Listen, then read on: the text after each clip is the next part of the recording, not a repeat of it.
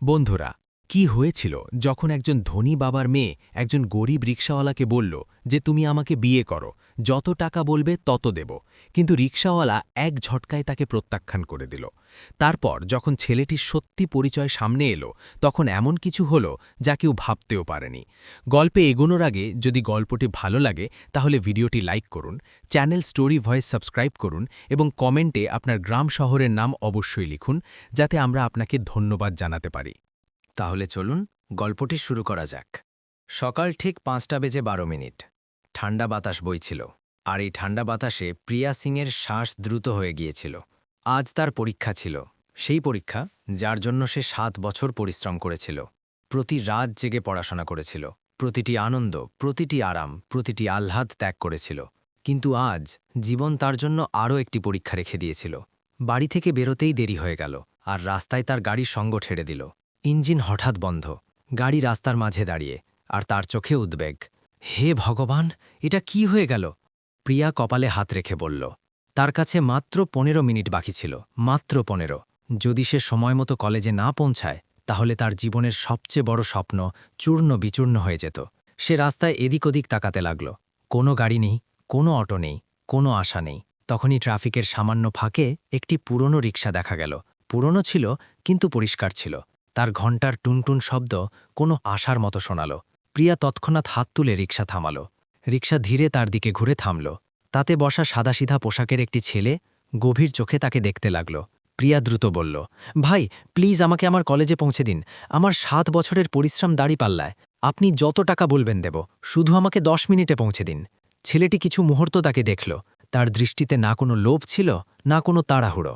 সে শুধু শান্ত ছিল। ম্যাডাম, টাকার দরকার নেই, ছেলেটি আসতে বলল। প্রিয়া হকচকিয়ে গেল। কেন, কেন নেবেন না? ছেলেটি হাসল না, শুধু বলল, কারণ আমি জানি সময়ের দাম কি। আপনি বসুন, আপনার কাছে মাত্র 8 মিনিট বাকি। প্রিয়া 1 সেকেন্ড নষ্ট না করে রিকশায় বসে পড়ল। রিকশা দ্রুত চলতে লাগল। রাস্তা ফাঁকা ছিল, বাতাস তীব্র ছিল, আর প্রিয়ার বুকের ধুকপুকানি আরও বেশি। প্রতিটি বাঁকে মনে হচ্ছিল কোথাও দেরি না হয়ে যায়। কিন্তু ছেলেটি প্রতিটি মোড় এমনভাবে কাটছিল যেন শহরের প্রতিটি গলি সে দিল থেকে চেনে। কিছু মিনিটের মধ্যেই রিকশা কলেজের বিশাল গেটের সামনে থামল। ম্যাডাম, যান, 2 মিনিট বাকি আছে, সে বলল। প্রিয়া পার্স থেকে তাড়াতাড়ি নোট বের করে তার দিকে বাড়িয়ে দিল।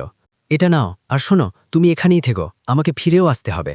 ছেলেটি টাকা না নিয়ে শুধু বলল, আমি এখানেই থাকব ম্যাডাম। প্রিয়া ভেতরে দৌড়াল। গেট বন্ধ হল। ঘড়িতে ঠিক 6টার ঘণ্টা পড়ল। পরীক্ষা শুরু হয়ে গেছে। 2 ঘণ্টা পর প্রিয়া পরীক্ষার হল থেকে বাইরে বেরিয়ে এলো। তার মুখে তৃপ্তি ছিল, আর চোখে স্বস্তি। সে এদিক ওদিক তাকাতে লাগল। আর তখনই সেই পুরনো রিকশা চোখে পড়ল। সেই ছেলেটি দাঁড়িয়ে তার অপেক্ষা করছিল। তার জায়গা, তার ভাব, সবকিছু হুবহু আগের মতো ছিল, যেমন 2 ঘণ্টা আগে ছিল। প্রিয়া অবাক হয়ে বলল, তুমি এখনও এখানেই আছো? ছেলেটি হালকা গলায় বলল, আপনি থাকতে বলেছিলেন ম্যাডাম। প্রিয়া সেই মুহূর্তে কিছু বুঝতে পারল না। আর হৃদয়ে প্রথমবার সেই ছেলেটির জন্য এক অদ্ভুত সম্মান তৈরি হল। আর তখনই তার ধনী বান্ধবী নেহা আর মাহি সেখানে পৌঁছাল। প্রিয়া এখনও আরবকে দেখে অবাক ছিল। সে 2 ঘণ্টা ধরে সেখানেই দাঁড়িয়ে তার অপেক্ষা করছিল। প্রিয়া কিছু বলার আগেই পেছন থেকে 2টি হাসির গলা শোনা গেল। ওহো প্রিয়া, আজ তো বড় রয়্যাল সওয়ারিতে এসেছ। এটি ছিল নেহা, তার সাথে মাহিও ছিল। দুজনেই বিদেশে তার সাথে পড়েছিল। নেহা রিকশাটা ওপর থেকে নিচ পর্যন্ত দেখল, তারপর আরবকে দেখল, আর জোরে হেসে উঠল। বাহ, এটা তো লাক্সারি মডেল, রিকশা বেঞ্চ। মাহিও বিদ্রুপের হাসিতে বলল, আর ড্রাইভারও বেশ হ্যান্ডসাম প্রিয়া, মনে হচ্ছে নতুন বয়ফ্রেন্ড। প্রিয়ার রাগ ভেসে উঠল। নেহা, মাহি, ভদ্রভাবে কথা বলো। কিন্তু আরবের মুখ সাদা হয়ে গেল। সে কিছু বলল না, শুধু চোখ নামিয়ে নিল। প্রিয়া তার বান্ধবীদের উপর লজ্জিত হল। সে সরাসরি আরবের কাছে গেল। আমি মাফ চাইছি, এই দুজন যা বলেছে তা ভুল ছিল। আরব ভাবনা বদলেই বলল, কোনো ব্যাপার না ম্যাডাম। টাকা আর মর্যাদা মানুষের হৃদয়ে এমন তালা লাগিয়ে দেয় যা প্রায় মরার পরেই খোলে। তার গলা কত শান্ত ছিল, কিন্তু ভেতরে কত কষ্ট ছিল তা শুধু সে জানত। প্রিয়া চুপ হয়ে গেল। তার কাছে বলার মতো কিছু ছিল না। সে রিকশায় বসে পড়ল। আরবও ধীরে বসে রিকশা চালাতে লাগল। কিছুক্ষণ দুজনেই চুপ রইল। রাস্তা শান্ত ছিল, বাতাস ঠান্ডা ছিল, আর পরিবেশে এক অদ্ভুত নীরবতা ছিল। শেষে প্রিয়া সাহস করে জিজ্ঞেস করল, আরব, তুমি শিক্ষিত মনে হচ্ছ, তাহলে এই রিকশা কেন? আরব একটি দীর্ঘশ্বাস নিল। বাধ্যতা নয় ম্যাডাম, ভাগ্য। প্রিয়া চুপ রইল। আরব আরও বলল, আমার বাবা বিজয় গুপ্তা একসময়ের বড় ব্যবসায়ী ছিলেন। আমাদের কাছে সব কিছু ছিল। তার চোখ দূরে কোথাও তাকাতে লাগল। তারপর বাবার হৃদয়ের রোগ হল, চিকিৎসায় সব উড়ে গেল। তারপর ঋণ চাপল, বাড়ি গেল, ব্যবসাও। প্রিয়ার শ্বাস আটকে গেল। আমার পড়াশোনা মাঝপথে ছুটে গেল। আর মা বাবার পেট ভরাতে রিক্সা চালাতে হল। রিক্সা চালানো সহজ ম্যাডাম, রোজগার রুটি দিয়ে দেয়। কিন্তু সে ধীরে বলল, প্রতিদিন আমার আত্মসম্মান কাটে। প্রিয়ার চোখ ভরে এলো। সে শুধু এটুকু বলল, আমি অনেক দুঃখিত। আরও হাসল না, শুধু বলল, দুঃখ করো না, জীবন এটাই। রিক্সা একটি বিশাল বাংলোর সামনে এসে থামল। প্রিয়া বলল, এটাই আমার বাড়ি। বাংলোর গেট কোনো হোটেলের মতো ভোগ্য ছিল। দুজন নিরাপত্তারক্ষী তৎক্ষণাৎ স্যালুট করতে লাগল। সেখান থেকেই তার মা বাবা বাইরে এলেন। প্রিয়া এসে গেছে, মিস্টার আর মিসেস সিং বললেন। কিন্তু তখনই মিসেস সিংয়ের দৃষ্টি আরবের উপর পড়ল। তিনি থমকে গেলেন। এই ছেলেটি, তার গলা কেঁপে গেল। মিস্টার সিংও আরবকে দেখলেন। প্রথমে অবাক, তারপর চেনা, তারপর আবেগ। তিনি দ্রুত এগিয়ে গেলেন। আরব? আরব গুপ্তা? আরব অবাক হল। আঙ্কেল, আপনি? মিস্টার সিংয়ের চোখে আবেগ উপচে পড়ল। তুমি বিজয় গুপ্তার ছেলে, আমার সবচেয়ে পুরনো বন্ধুর। তুমি এখানে, এই রিক্সা? বেটা, এ কী অবস্থা করে রেখেছ? প্রিয়া, যে তাকে একজন সাধারণ রিক্সাওয়ালা মনে করছিল, সে তার বাবার প্রিয় বন্ধুর ছেলে বলে মনে হল। তার হৃদয়ে ধক করে উঠল। আরব এখনও বুঝতে পারছিল না কি হচ্ছে। মিস্টার সিং তার দিকে এগিয়ে গেলেন এবং না ভেবেই তাকে জড়িয়ে নিলেন। বেটা, তোমার এই অবস্থা? তার গলা কেঁপে গেল। আরব শক্ত দাঁড়িয়ে রইল। তার কাছে এইসব অনেক হঠাৎ ছিল। প্রিয়া দূরে দাঁড়িয়ে সব দেখছিল। তার হৃদয় অদ্ভুতভাবে হয়ে গিয়েছিল। যে ছেলেটিকে সে একজন সাধারণ রিক্সাওয়ালা মনে করছিল, সে তার বাবার সবচেয়ে পুরনো ও সবচেয়ে সম্মানিত বন্ধুর ছেলে বলে প্রমাণিত হল। মিসেস সিংও তার কাছে এলেন। আরব বেটা, এসব কি হল? তোমার বাড়ি, তোমার ব্যবসা, তোমার পড়াশোনা? আরবের চোখ নামল। আন্টি, সব শেষ হয়ে গেছে। মিস্টার সিংয়ের মুখে কষ্ট নেমে এলো। বিজয় আমার বন্ধু, সে তোমাকে কখনো কোনো কিছুর অভাব হতে দেয়নি। আর আজ তার ছেলে। তিনি বাক্যটি শেষ করতে পারলেন না। প্রিয়ার গলা শুকিয়ে গেল। তার নিজের ব্যবহার, তার বান্ধবীদের হাসি আর সকালের প্রতিটি ঘটনা মনে পড়তে লাগল। আরব ধীরে বলল, বাবার রোগ সব কেড়ে নিয়েছে আঙ্কেল। চিকিৎসায় সব টাকা গেছে, বাড়ি বিক্রি হয়ে গেছে, ব্যবসাও। ঋণ চাপল, আর আমাকে রিক্সা চালাতে হলো। মিস্টার সিংয়ের চোখে জল ছিল। বেটা, এটা আমাদের কেন বলনি? আরব শান্ত গলায় বলল, আঙ্কেল, দুঃখ ভাগ করলে হালকা হয় না। আর বাবা, তিনি কারো সামনে হাত পাততে পছন্দ করতেন না। প্রিয়া প্রথমবার তার দিকে এভাবে তাকালো, যেমন কেউ সত্যি কাউকে হৃদয় দিয়ে দেখে। তার উপলব্ধি হচ্ছিল যে এই ছেলেটি কত শক্তিশালী। মিস্টার সিং তৎক্ষণাৎ বললেন, এবার বাস, আজ থেকে তুমি আমাদের ছেলের মতো থাকবে। কাল সকালে আমার ম্যানেজারের সাথে দেখা করো। আমি তোমার ঋণ পরিশোধ করব আর তোমাকে আমার কোম্পানিতে একটি ভালো পদ দেব। আরব চমকে গেল। আঙ্কেল, না। কেন না? মিস্টার সিং জিজ্ঞেস করলেন। আরব ধীরে কিন্তু দৃঢ় গলায় বলল, কারণ আমি দয়ার ওপর বাঁচতে চাই না। বাবা শিখিয়েছিলেন, পড়লে নিজের জোরে উঠতে হয়। প্রিয়ার হৃদয় ধক করে উঠল।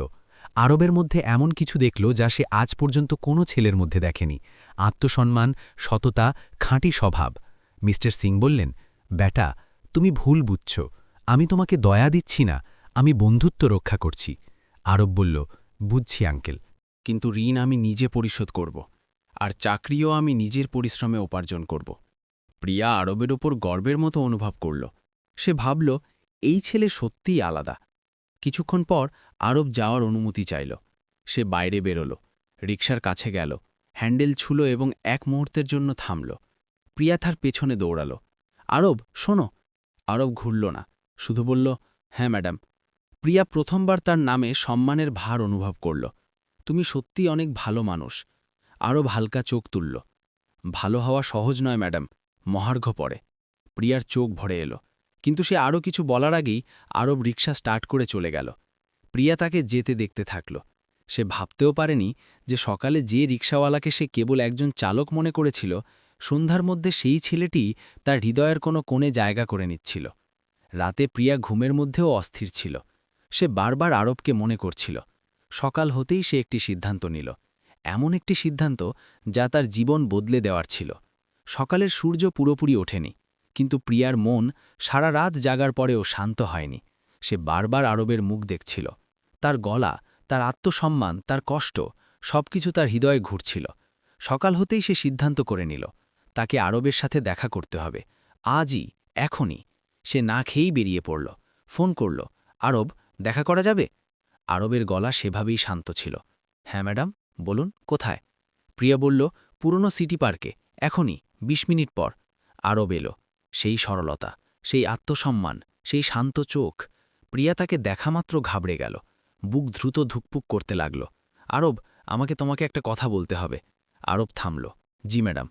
প্রিয়া এক মুহূর্তের জন্য দ্বিধা করল, তারপর গভীর শ্বাস নিয়ে বলল, আরব, প্লিজ আগে প্রতিশ্রুতি করো যে আমার কথা মাঝপথে কাটবে না।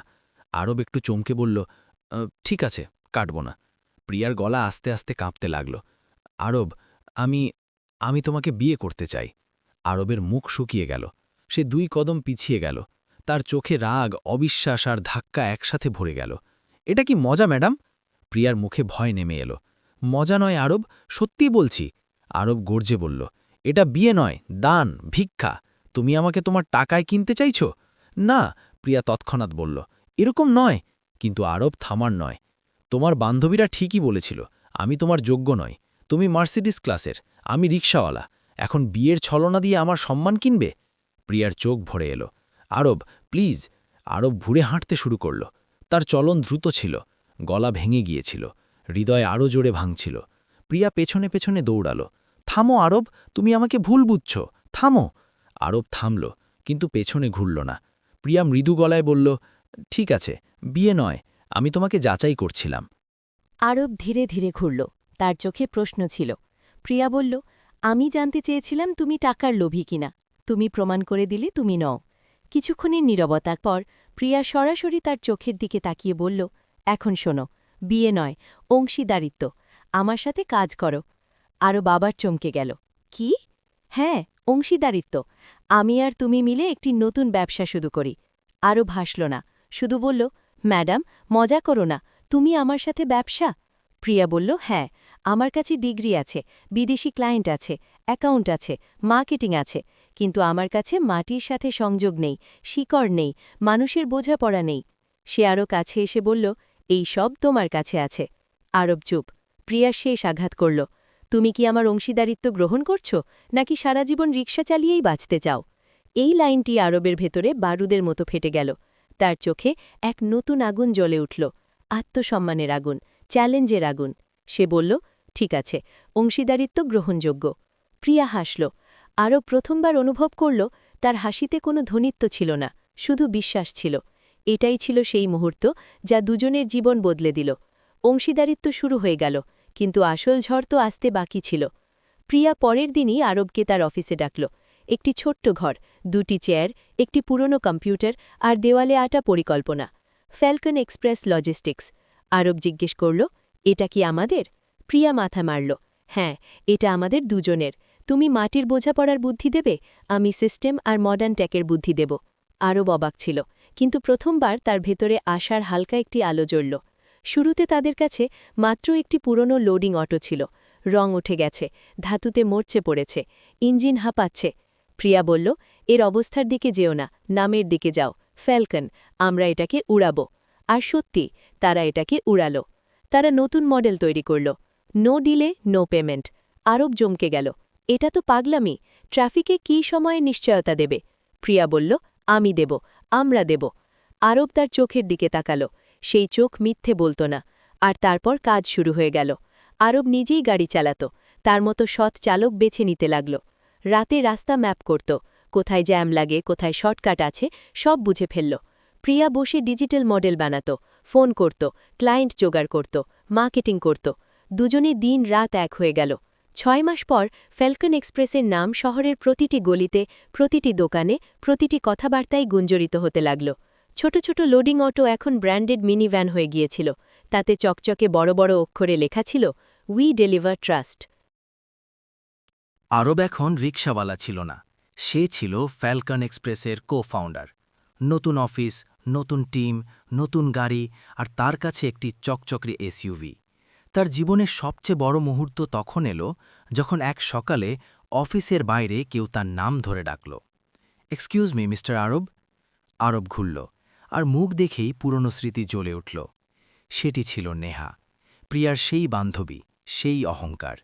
কিন্তু আজ সেই অহংকারে মিষ্টতার চাশনি মেশানো ছিল। নেহা বলল, হাই, আমি নেহা, প্রিয়ার বন্ধু। আমাদের কোম্পানির একটি বড় লজিস্টিক পার্টনার দরকার। শুনেছি ফ্যালকন এক্সপ্রেস সবচেয়ে দ্রুত ডেলিভারি দেয়। আরব হালকা হাসি দমিয়ে রাখল। এটাই সেই মেয়ে যে কলেজ গেটে তাকে রিক্সা বেঞ্চ বলে হেসিয়েছিল। সে শান্ত গলায় বলল, বসুন নেহাজি, আমরা শুধু সামগ্রী নয়, বিশ্বাস ডেলিভারি করি। নেহার মনে হল যেন কেউ চর মারেনি, সত্য দেখিয়ে দিয়েছে।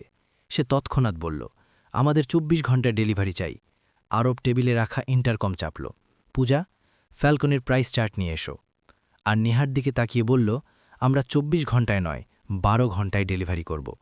নেহার মুখ ফ্যাকাশে হয়ে গেল, কিন্তু সে জানত শহরে ফ্যালকনের চেয়ে ভালো কেউ নেই। নতুন ডিল সই করতেই হবে। সেই মুহূর্তে আরব সেই প্রতিশোধ নিয়ে নিল যার আঘাত তাকে সেদিন কলেজ গেটে পেয়েছিল। কিন্তু আসল পরিবর্তন সে সেই সন্ধ্যায় অনুভব করল, যখন সে তার এসইউভিতে বসে আয়নায় নিজের মুখ দেখছিল। সে এক মুহূর্তে বুঝে গেল, এখন সে সত্যিই প্রিয়ার সমকক্ষ হয়ে দাঁড়িয়েছে। এখন সে কেবল রিকশাওয়ালা নয়, এখন সে একজন সফল ব্যবসায়ী। আর এখন সে মাথা উঁচু করে প্রিয়ার হাত ধরতে পারে। আরব এখন শুধু সফল ছিল না, সে আত্মবিশ্বাসী ছিল। আর আজ সে একটি সিদ্ধান্ত করে নিয়েছিল, তাকে প্রিয়ার সাথে দেখা করতে হবে। সেই জায়গা, সেই পুরনো গেট, সেই মোড় যেখানে একসময় সে রিক্সা থামিয়েছিল, আর যেখানে প্রিয়ার বান্ধবীরা তাকে অপমান করেছিল। আজ সে সেখানে পৌঁছাল, কিন্তু রিকশায় নয়, তার চকচকে মার্সিডিজে। দরজা খুলল, আরব স্যুট বুটে নামল। সে সেই ছিল, কিন্তু এখন আর আগের মতো নয়। অনেক লোক তাকে দেখে থামল, কেউ চিনতে পারল না, কেউ চিনে হতভম্ব হয়ে গেল। কিছু মিনিট পর প্রিয়া সেখানে পৌঁছাল। সাদা কুর্তা, হালকা বাতাসে উড়তে থাকা চুল আর মুখে আভা। সে যেই কাছে এলো, আরব ধীরে ধীরে তার দিকে পা বাড়াল। তাদের মধ্যে কয়েক মুহূর্তের নীরবতা ছিল, কিন্তু সেই নীরবতাই বছরের পর বছরের গল্প বলছিল। আরব বলল, মনে আছে প্রিয়া, গতবার আমি এখানে কিভাবে দাঁড়িয়েছিলাম? প্রিয়া হাসল, একটু নামানো দৃষ্টিতে। আরব বলল, তখন মনে হয়েছিল টাকাই সমতা, আর আমি তোমার যোগ্য নই। সে তার হাতে ধরা মার্সিডিসের চাবি বাতাসে ঘোরাল এবং পরের সেকেন্ডেই তা মাটিতে ছুঁড়ে দিল। চাবি উছলে সেখানেই পড়ে রইল। প্রিয়া চমটে গেল। আরব আরও বলল, আজ আমার কাছে এত সব আছে যাতে আমি তোমাকে দেখাতে পারি যে আমি নিজের যোগ্যতায় এত দূর এসেছি। সে আরও এক কদম কাছে এলো। কিন্তু আমি তোমাকে এই চাবি দেখাতে আসিনি, আমি তোমাকে এটা বলতে এসেছি যে তুমি আমার মধ্যে যে মানুষটি দেখেছিলে, আমি শুধু সেটাই হতে চাই। প্রিয়ার চোখ ভরে এলো। আরবের গলা আরও গভীর হল। সেদিন তুমি আমার উপর বিশ্বাস রেখেছিলে, আমার সততার উপর, আমার স্বপ্নের উপর, সে তার শ্বাস আটকাল। তারপর বলল, প্রিয়া, আমি তোমাকে বিয়ে করতে চাই, কিন্তু একজন কোটিপতি হয়ে নয়, এমন একজন মানুষ হয়ে যে তোমার বিশ্বাস জিতেছে। প্রিয়ার চোখ থেকে জল বেরিয়ে এলো, কিন্তু সে হাসছিল। আরব হাঁটু গাড়ল না, সে সরাসরি তার চোখের দিকে তাকিয়ে রইল। প্রিয়া সিং, তুমি কি আমার জীবনের অংশীদার হবে? আমার কোম্পানির নয়, আমার হৃদয়ের সিইও হবে? প্রিয়া এক মুহূর্তও না ভেবে তার বুকে মাথা রেখে দিল। হ্যাঁ আরব, হ্যাঁ, 1000 বার হ্যাঁ, আমি তোমার অংশীদার ছিলাম, আছি, আর সব সময় থাকব। আরব তাকে ধীরে জড়িয়ে নিল। সেই মুহূর্তে পাশে দাঁড়িয়ে থাকা কলেজের ছাত্রছাত্রীরা হাততালি দিল। দুজনেই হেসে একে অপরের দিকে তাকালো। তাদের গল্প শুধু প্রেমের গল্প ছিল না, এটা ছিল প্রমাণ করার গল্প যে যখন একটি মেয়ের বিশ্বাস আর একটি ছেলের সততা একসাথে মেলে, তখন অলৌকিক ঘটনা ঘটে। 1 মাস পর তাদের বিয়ে হলো, শহরের সবচেয়ে আলোচিত বিয়ে, যেখানে প্রতিটি পত্রিকায় লেখা হলো রিকশাওয়ালা থেকে ধনী, আরব আর প্রিয়ার অংশীদারিত্ব রচল ইতিহাস। আর বছরের পর বছর পর ফ্যালকন এক্সপ্রেস একটি মাল্টিন্যাশনাল কোম্পানি হয়ে গেল। আরব আর প্রিয়া দুজনেই একে অপরের শক্তি হয়ে প্রতিটি ঝড় পার করে গেল। আর এই গল্প এখানেই শেষ হয় না, কারণ প্রতিদিন তাদের ভালোবাসা আবার নতুন করে শুরু হতো। এটা ছিল একটি সৎ হৃদয় আর একটি বিশ্বাসী মেয়ের সেই গল্প, যা বলে সম্পর্ক টাকায় নয়, বিশ্বাসে তৈরি হয়। এই গল্পের সবচেয়ে বড় শিক্ষা এটাই যে মানুষের আসল পরিচয় তার পোশাক, গাড়ি বা ব্যাংক ব্যালেন্স থেকে হয় না, তার হৃদয় থেকে হয়, তার স্বভাব থেকে হয়, তার কর্ম থেকে হয়। আরবের কাছে না ছিল দামি গাড়ি, না দামি পোশাক, না কোনো বড় পদ, কিন্তু তার কাছে একটি জিনিস ছিল, আত্মসম্মান। আর দুনিয়ায় সবচেয়ে বড় সম্পদ এটাই। আজকের সময়ে আমরা খুব তাড়াতাড়ি কাউকে তার পোশাক দিয়ে বিচার করে ফেলি, কারোর গাড়ি দেখে, কারোর বাড়ি দেখে, কারোর পকেট দেখে ঠিক করে ফেলি যে সে কেমন মানুষ হবে। কিন্তু এই গল্প স্পষ্ট বলে দিয়েছে যে আসল শ্রেণী হৃদয়ের, আর সত্যিকারের মানুষ সেই যে কঠিন সময়েও তার ঈমান বেচে না। আরব গরিব ছিল, কিন্তু তার ভেতরের ধনিত্ব এত গভীর ছিল যে প্রিয়ার মতো শিক্ষিত ধনী মেয়েও তার সামনে নতি স্বীকার করল। অন্যদিকে প্রিয়াও প্রমাণ করল যে প্রতিটি ধনী মেয়ে অহংকারী নয়। ধনিত্বের মানে শুধু টাকা নয়, চিন্তায় হোক, হৃদয়ে হোক, মানবতায় হোক, সেটাই আসল ধনিত্ব। এই গল্পে আরও একটি বড় শিক্ষা লুকিয়ে আছে। সুযোগ শুধু তার কাছে ফিরে আসে যে পরিশ্রম ছাড়ে না। আরব রিকশা চালাত, কিন্তু তার স্বপ্ন কখনো থামেনি, তার ভেতরের আগুন নেভেনি। শুধু পরিস্থিতি তাকে একটু সময়ের জন্য আটকে দিয়েছিল। যেই বিশ্বাস পেল, যেই সঙ্গ পেল, সে উড়ল। আর এত উঁচুতে উড়ল যে সেই লোকেরাই, যারা একসময় তাকে ছোট করত, তারই অফিসে এসে চুক্তি চাইতে লাগল। এটা সেই সবার জন্য শিক্ষা যারা জীবনে হাল ছেড়ে দেয়, যে পরিস্থিতি যত খারাপই হোক, যদি সাহস থাকে তাহলে জীবন পাল্টাতে একদিনও লাগে না। এই গল্পের একটি ছোট কিন্তু সবচেয়ে মর্মস্পর্শী শিক্ষা এই যে ভালোবাসা কখনো দয়া নয়, ভালোবাসা সমতা চায়, মানবতা চায়, সম্মান চায়। প্রিয়া আরবকে তার টাকার জন্য চায়নি, তার ঈমানের জন্য চেয়েছিল, তার সততার জন্য চেয়েছিল, তার শেষ হয়ে যাওয়া পরিশ্রমের জন্য চেয়েছিল। আর যখন সম্পর্ক হৃদয় থেকে তৈরি হয়, তখন তা কেবল ভালোবাসা নয়, অংশীদারিত্ব হয়ে যায়, জীবনের, স্বপ্নের, সংগ্রামের, জয়ের। এই গল্প আমাদের বলে যে কেউ যদি আপনার হাত এই কারণে ধরে যে আপনার কাছে টাকা আছে, তাহলে সেই সম্পর্ক টেকে না। কিন্তু কেউ যদি আপনার হাত এই কারণে ধরে যে আপনার কাছে হৃদয় আছে, তাহলে দুনিয়ার কোনো শক্তি তা ভাঙতে পারে না। এই গল্প আমাদের এটাও বলল যে বড় লড়াই একা জেতা যায় না। সঠিক মানুষ পাশে এলে অসম্ভবও সম্ভব মনে হতে লাগে। প্রিয়া আর আরবের অংশীদারিত্ব এর জীবন্ত প্রমাণ। যদি এই গল্পটি আপনার হৃদয়ে সত্যিই পছন্দ হয়ে থাকে, তাহলে একটি লাইক অবশ্যই করুন, কারণ আপনার একটি লাইক আমাদের কাছে শুধু লাইক নয়, একটি আশীর্বাদের মতো। আর এরকমই হৃদয়ে ছুঁয়ে যাওয়া, জীবন বদলে দেওয়া গল্প যদি আপনি রোজ শুনতে চান, তাহলে আমাদের চ্যানেল স্টোরি ভয়েস সাবস্ক্রাইব করুন, আর সাথে বেল আইকনটি চাপুন, যাতে নতুন গল্প সবার আগে আপনার মোবাইলে পৌঁছায়।